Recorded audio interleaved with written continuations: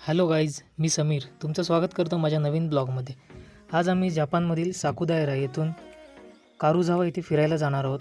तर माझ्यासोबत आहेत माझे कलिग्स, माझे मित्र सागर आणि निलेश भाऊ. तर अवघ्या 5 मिनटावरती साकुदायरा स्टेशन आमच्या रूमपासून आहे. आम्ही निघालेलो आहोत साकुदायरा स्टेशनला आणि साकुदायरा स्टेशनला आम्ही पोचलो आहोत. लगेचच आम्ही तिकीट काढण्यासाठी गेलो. साकुदायरा स्टेशनवरून आम्ही कोमोरोसाठी तिकीट काढलं आणि ट्रेनची वाट पाहत बसलो. 10 मिनटातच ट्रेन प्लॅटफॉर्मवरती आली.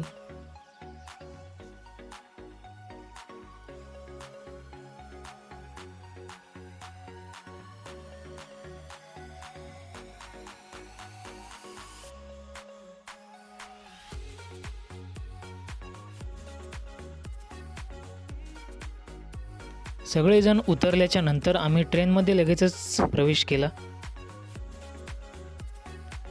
आज शनिवारचा दिवस असल्यामुळे ट्रेन बऱ्यापैकी खाली दिसत होती. त्यानंतर आमचा प्रवास सुरू झाला कोमोरोच्या दिशेने. साकुदायरावरून कोमोरोला जाताना मध्ये 5 स्टेशन्स होते आणि 20 मिनिटाचा हा प्रवास होता. ट्रेनमधून आजूबाजूचे सुंदर असे नजारे पाहत आम्ही निघालो कोमोरोच्या दिशेने.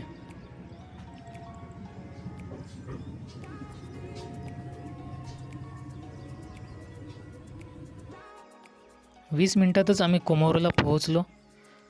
कोमोरोला पोहोचल्याच्या नंतर आम्ही लगेचच पुढच्या ट्रेनचं तिकीट काढण्यासाठी गेलो. कोमोरोवरून आम्हाला दुसऱ्या लाईनने कारुझावा येथे जायचं होतं आणि ती ट्रेन पकडायची होती. तिकीट काढल्याच्या नंतर आम्ही लाईनमध्ये उभे राहिलो. तुम्ही पाहू शकता जपानमध्ये लोक अत्यंत शिस्तबद्ध पद्धतीने लाईनमध्ये उभे राहतात ट्रेनमध्ये चढण्यासाठी. थोड्याच वेळात ट्रेन आली.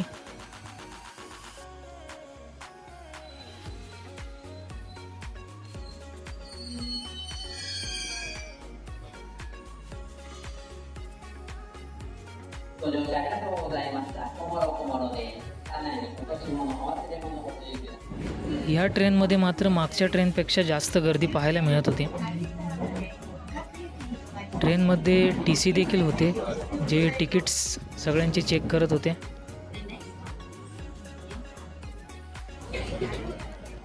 आणि आमचा प्रवास सुरू झाला कारुझावाच्या दिशेने. कारुझावाला अर्ध्या तासात आम्ही पोहोचलो. तिथे पोहोचल्याच्या नंतर आम्ही लगेचच आमची वॉकिंग चालू केली. आम्ही कोमोबा पॉन्ड येथे जाणार होतो.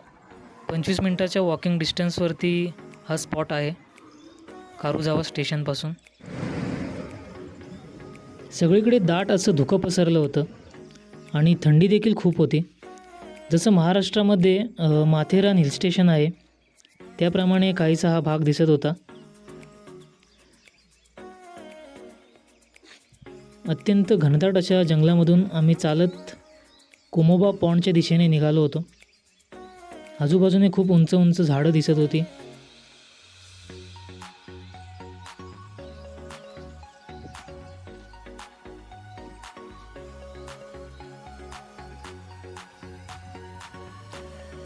जंगलामध्ये छोटे छोटे कॅफे आणि हॉटेल्स देखील मध्ये मध्ये पाहायला मिळत होते.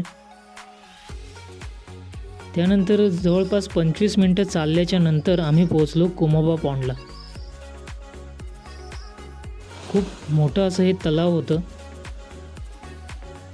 आणि तलावाच्या आजूबाजूने घनदाट असं जंगल होतं आणि वेगवेगळ्या प्रजातीची झाडं इथे पाहायला मिळत होती. आज शनिवार सुट्टीचा दिवस असल्यामुळे बऱ्यापैकी पर्यटक इथे पाहायला मिळत होते.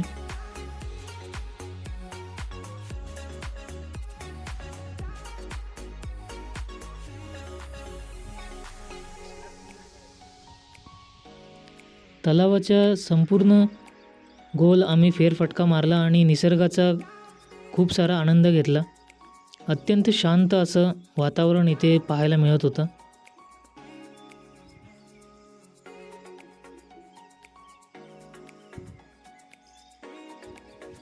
खूप सारे फोटोज आणि व्हिडिओज आम्ही या ठिकाणी काढले.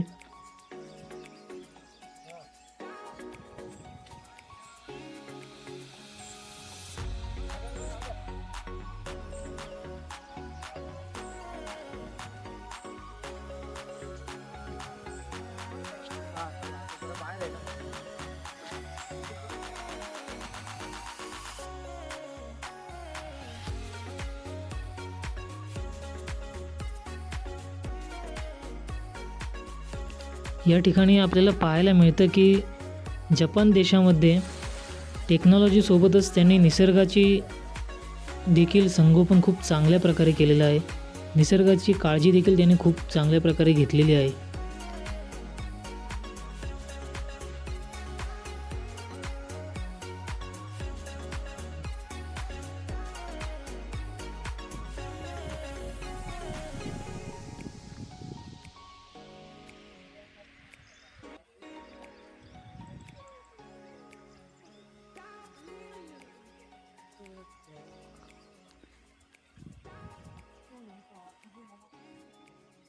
आणि या तलावाच्या बाजूने संपूर्ण फिरून झाल्याच्या नंतर आम्ही निघालो आमच्या पुढच्या स्पॉटसाठी.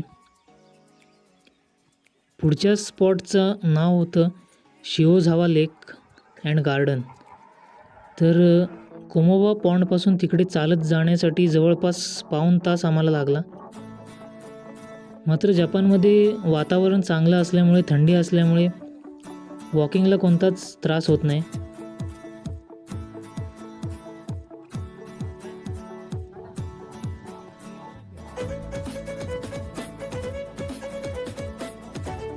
त्यानंतर आम्ही पोचलो शिओझावा लेक गार्डनला. गार्डनमध्ये एंट्री केल्याच्या नंतर इकडे देखील खूप सुंदर सुंदर असे दृश्य पाहायला मिळत होते. लगेचच आम्ही तिथल्या छोट्याशा रेस्टॉरंटमध्ये गेलो आणि थोडंसं जेवण करून घेतलं.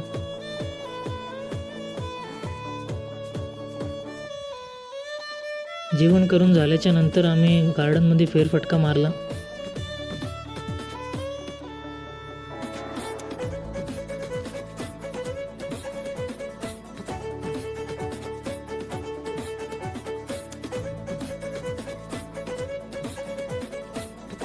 गार्डनमध्ये एका ठिकाणी या आजी होत्या ज्या समोरच्या बंगल्याचं चित्र काढत होत्या.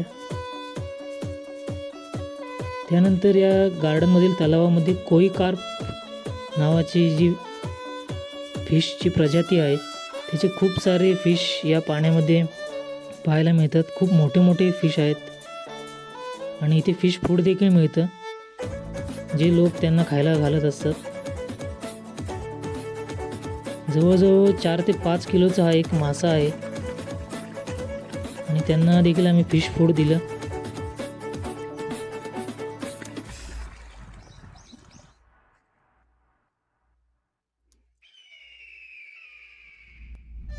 त्यानंतर गार्डनमध्ये आम्ही फेरफटका मारला.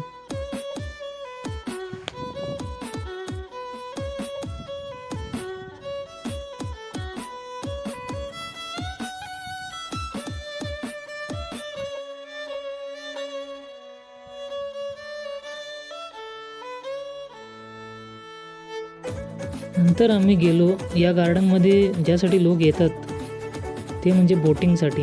इथे बोटिंग खूप फेमस आहे आणि आम्ही देखील बोटिंगचा आनंद घेण्यासाठी गेलो. तलावामध्ये बोटिंग करत होतो.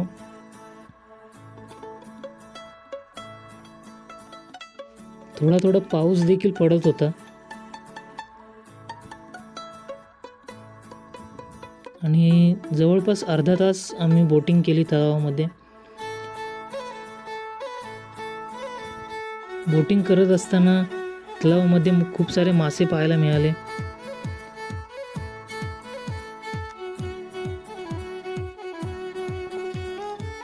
बोटिंग करून झाल्याच्या नंतर फायनली आमची ट्रिप समाप्त झाली आणि आम्ही निघालो आमच्या घरच्या दिशेने. येताना नाकाकारुझावा या स्टेशनला आम्ही आलो आणि तिथून ट्रेन पकडून पुन्हा साकुदायराच्या दिशेने निघालो. तर असा होता आमचा आजचा हा प्रवास. तुम्हाला कसा वाटला नक्की लाईक आणि कमेंट करून सांगा. थँक्यू.